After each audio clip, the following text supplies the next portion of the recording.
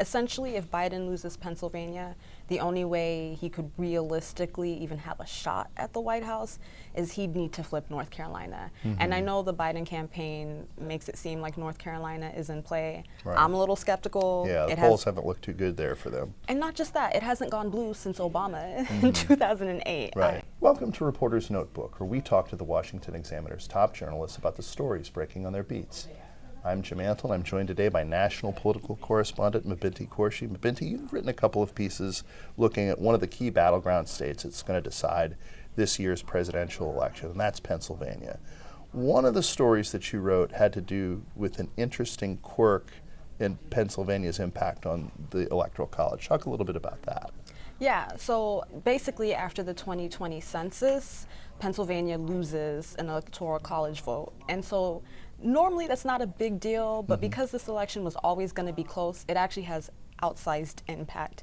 And basically how it works is that if Biden doesn't win Pennsylvania, the chances of him and Trump going to a 269 Electoral College tie is exponentially higher. Essentially, all Biden needs to do is keep the blue wall, which is Pennsylvania, Michigan, Wisconsin, and then if Trump can flip Georgia, Arizona, and Nevada, I mean, we can move into the unprecedented electoral tie, and that's where things get very complicated, and I guarantee you no one will be happy if that happens. Right. I mean, we came, in terms of raw votes, close to that last time, but it would have taken 3 states to flip, and this is just one.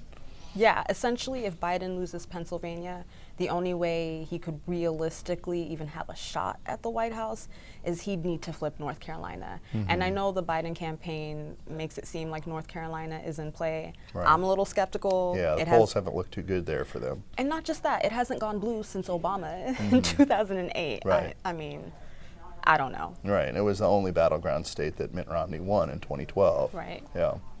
So that's not, though, where the whole story of Pennsylvania ends. Obviously, both candidates are trying to win the state to avoid this kind of outcome. But former President Trump has his own issues in Pennsylvania. The suburbs. Talk a little bit about what's going on there. Yeah. So, I mean, after 2016, Trump really starts to lose the suburban vote, especially the suburban women vote.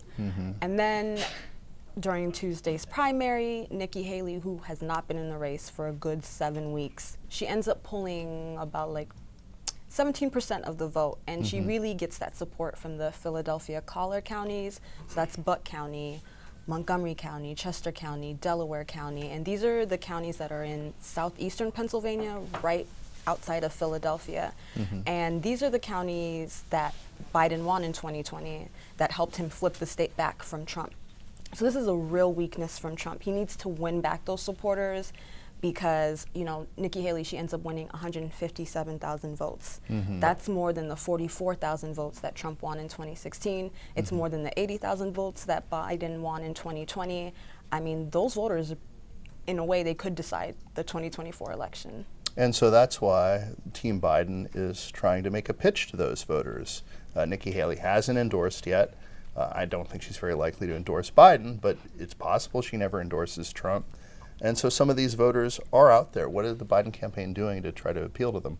So I find it very interesting that the Biden campaign, they're launching this 6-figure ad buy, where they highlight Trump essentially slamming Haley over and over again. The Biden campaign has been very clear that they want these Haley supporters.